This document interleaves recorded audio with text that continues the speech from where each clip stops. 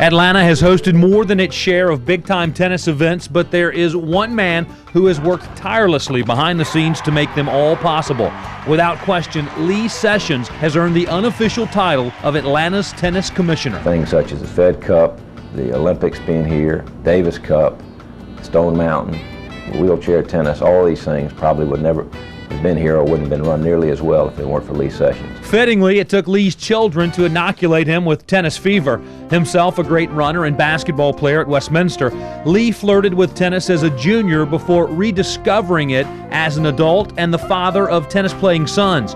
Kevin, in particular, was a great doubles player at the University of Georgia in the mid-1990s, and Lee jumped at the opportunity to support UGA's expanding tennis program. When I was a young coach, he came to me and says, what can we do to help and what do we need for our program to really take it to the next level? And he was a catalyst really for the new facility we have behind me.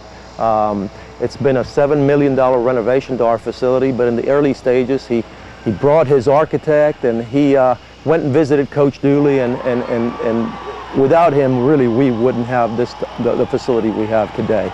But Lee's time and generosity was not limited to Athens. Unprecedented spree of tennis event acquisitions. The 1990 Fed Cup in Norcross, the incredible tennis spectacle of the 1996 Olympic Games, the 1997 WTA event at Stone Mountain, the 1998 U.S. Davis Cup victory over Russia, and years of patronage at Atlanta's AT&T Challenge. There was no event unmarked by his fingerprints. In my lifetime devoted to tennis in Georgia, I don't know anyone who has contributed more to the welfare of tennis in our state than Lee Sessions, Jr. Behind the scenes, Lee was an instrumental part in the creation of the Georgia Tennis Association. Now 20 years strong, the GTA boasts the nation's third largest state membership under the USTA umbrella. Although his co-founders discovered Lee was a better salesman than bean counter. Treasurer was Lee Sessions, and I got to know Lee quite well for the next 4 years.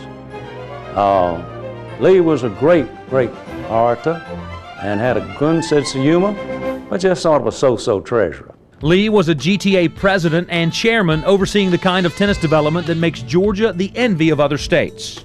You're talking about a fellow who, once he came aboard the GTA, has been involved with tennis in Georgia for over a decade and a half now.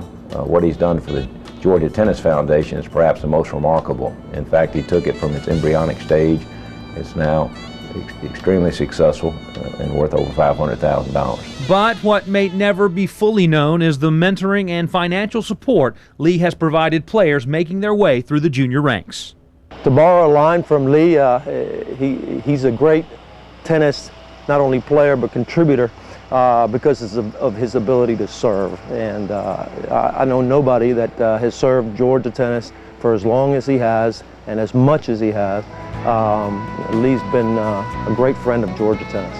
He's been a colorful, energetic, and tremendous salesman of the game of tennis. And I know his entire family's proud of him. Lee Sessions, a 2005 inductee into the Georgia Tennis Hall of Fame.